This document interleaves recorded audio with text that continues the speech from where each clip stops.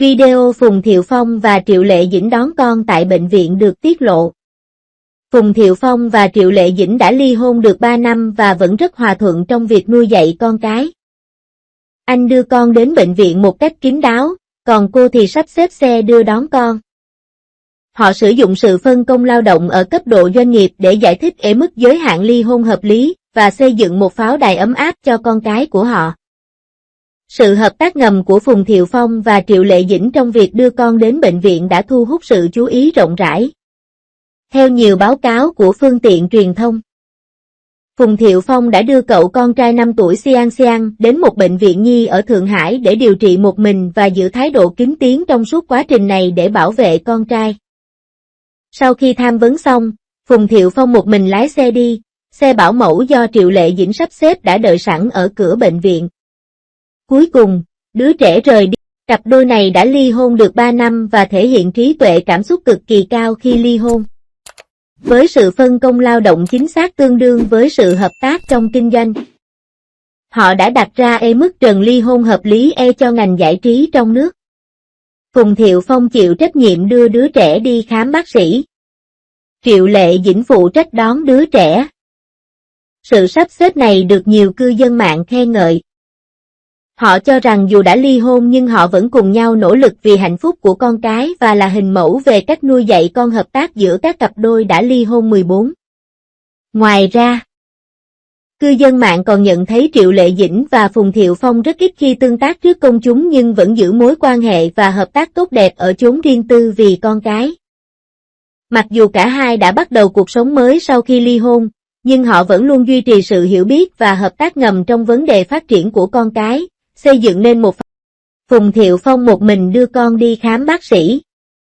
Mối quan hệ của họ sau khi ly hôn thật bất ngờ. Chúng ta hãy thảo luận. Phùng Thiệu Phong một mình đưa con đến bệnh viện. Bạn nghĩ gì về điều này? Gần đây, Phùng Thiệu Phong xuất hiện một mình tại bệnh viện nhi cùng con trai Lê Tưởng Tường. Sự việc này lập tức trở thành chủ đề bàn tán xôn xao trong giới giải trí. Bạn nói, ngày nay ngay cả việc người nổi tiếng đưa con đi khám bệnh cũng lọt vào danh sách tìm kiếm hot, chúng ta chẳng phải là những người bình thường sống quá nhàn rỗi sao? Nhưng mặt khác, sự việc này cũng phản ánh một số vấn đề đáng suy ngẫm. Phùng Thiệu Phong và Triệu Lệ Dĩnh tuyên bố ly hôn vào năm 2021, gây chấn động dư luận vào thời điểm đó. Sau khi ly hôn, vấn đề quyền nuôi con đương nhiên sẽ trở thành tâm điểm.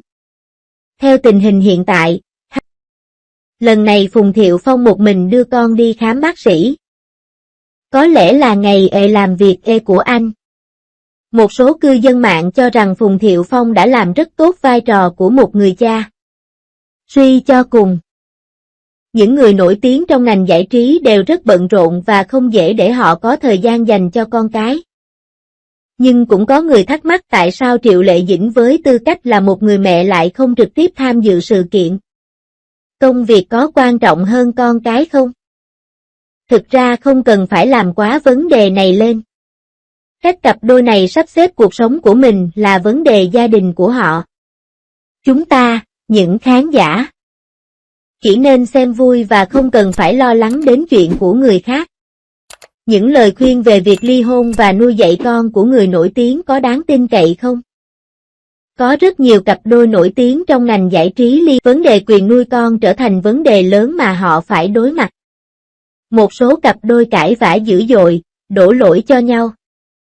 Thậm chí còn muốn đưa nhau ra tòa. Nhưng một số cặp đôi lý trí hơn và có thể duy trì sự giao tiếp và hợp tác tốt vì lợi ích của con cái. Phùng Thiệu Phong và Triệu Lệ Dĩnh có lẽ thuộc về người sau. Xét theo tình hình hiện tại, hai người tương đối hòa thuận trong vấn đề cấp dưỡng nuôi con. Mặc dù đã ly hôn, họ vẫn có thể cùng nhau làm việc để tạo ra môi trường lành mạnh và hạnh phúc cho con cái họ lớn lên. Tất nhiên, phong cách nuôi dạy con của người nổi tiếng có thể không phù hợp với tất cả mọi người. Suy cho cùng, những người nổi tiếng có tiền và thời gian rảnh rỗi nên họ có thể thuê bảo mẫu và gia sư để cung cấp cho con cái họ những điều kiện vật chất tốt nhất. Nhưng đối với những gia đình bình thường, điều kiện tài chính của họ có hạn. Tuy nhiên, Có những điều đáng học hỏi từ cách nuôi dạy con của người nổi tiếng. Ví dụ, họ chú ý đến việc đồng hành cùng con cái và cố gắng dành thời gian để đồng hành cùng con khi chúng lớn lên. Họ cũng chú ý đến việc giáo dục trẻ em và cung cấp cho các em nhiều cơ hội học tập khác nhau. Tất cả những điều này đều đáng để học hỏi. Ngày 27 tháng 3 năm nay, giới truyền thông đã chụp được hình ảnh Phùng Thiệu Phong đưa con trai Hướng Tường đến nhà Triệu Lệ Dĩnh để đoàn tụ hai mẹ con. Thực hành này chắc chắn có lợi cho sự phát triển của trẻ em. Tuy nhiên, những người chỉ đứng xem thì nên tận hưởng và không cần phải quá phấn khích. Người nổi tiếng cũng là con người và họ có cuộc sống riêng. Chúng ta nên tôn trọng quyền riêng tư của họ và không nên quá chú ý đến cuộc sống riêng tư của họ. Đặc biệt đối với con cái của người nổi tiếng. Trẻ em vô tội và không nên là tâm điểm chú ý của dư luận. Chúng ta nên tạo cho trẻ một môi trường lành mạnh và vui vẻ để phát triển. Hơn nữa, theo số liệu giám sát của cơ quan khí tượng, các mùa gần đây đang thay đổi và các bệnh về đường hô hấp đang phổ biến. Thay vì bàn tán về chuyện gia đình của người nổi tiếng, tốt hơn hết bạn nên chú ý hơn đến sức khỏe của bản thân và gia đình.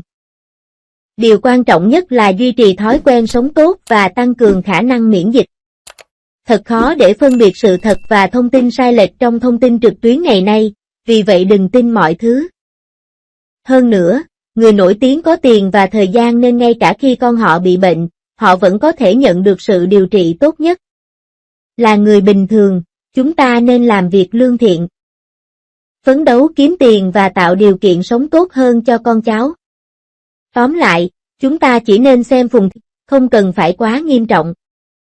Trẻ em ngây thơ và chúng ta nên tạo cho các em một môi trường lành mạnh và hạnh phúc để lớn lên.